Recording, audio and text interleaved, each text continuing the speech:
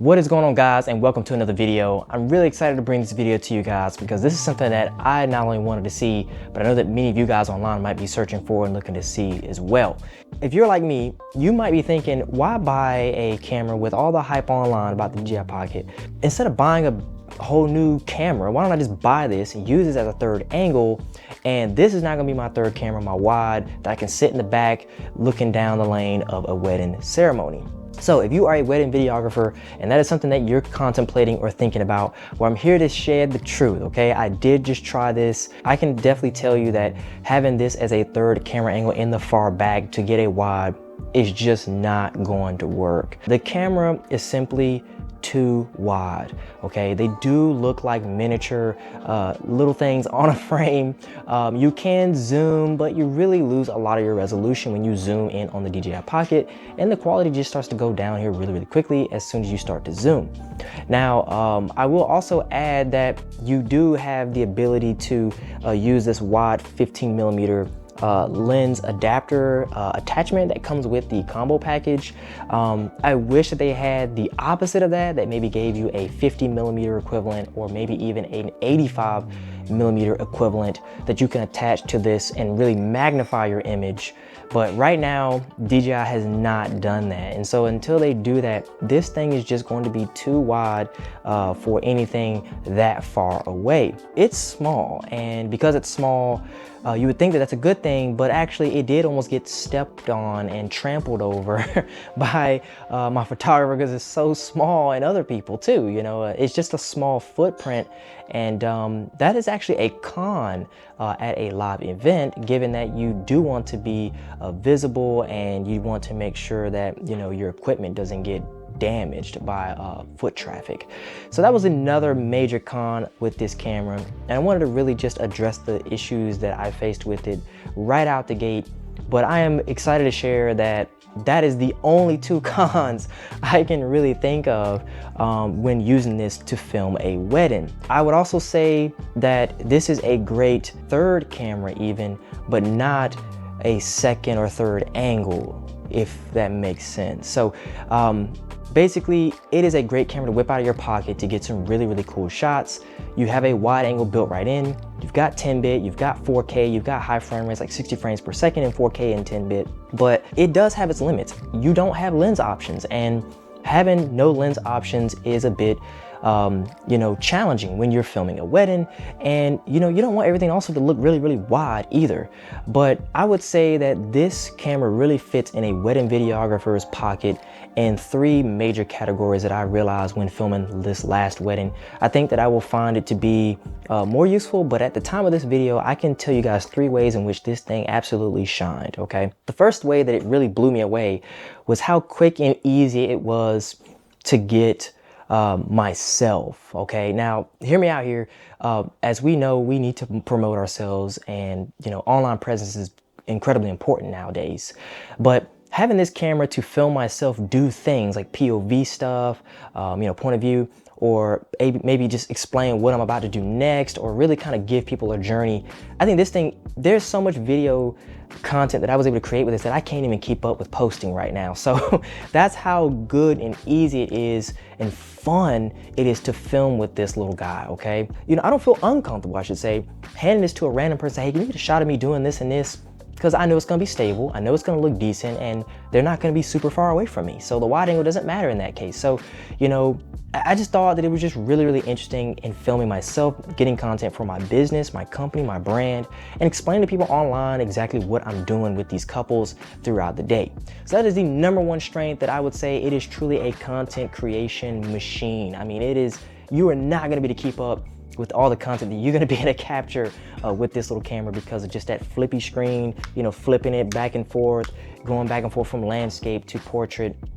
It is just phenomenal and super fun to use.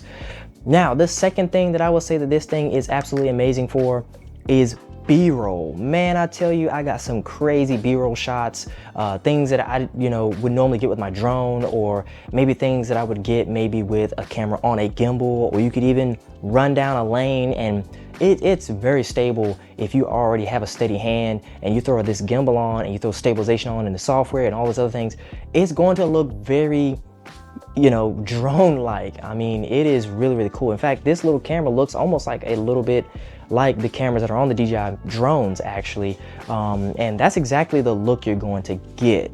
And that's a good thing when used properly, just like any other tool. So the third thing that I want to now talk about, where this thing truly shined, and this one is probably going to surprise you, but the third way that this thing really blew me away is for action shots and the reception and dancing and motion and pretty much all of that. Now, there's a caveat to that. These venues usually are not really well lit, and you know, sometimes there are very dark, and there are times where the room is very dark with lights and DJing and all that. But I think even if the DJ at the last wedding, even though he didn't have a ton of flickering lights, I think that this can really be useful in even a moment like that, where there's a lot of movement and people. It's really gonna allow you to get some really cool shots of people dancing. I mean, it is so wide and really neat, but I don't recommend it for you know, the first dance or the mom and daughter dance or anything like that, you know, or dad and, you know, daughter dance or whatever may have you. You know, I wouldn't use it for something like that because you can be all up in the way of everybody because you got to get so close. But when the reception really gets going and the party starts popping, this cameraman is absolutely fun to use, fun to get footage, fun to get capture, and the audio that you get just on the onboard body of this camera blew me away as I reflect back on and rewatch some of it.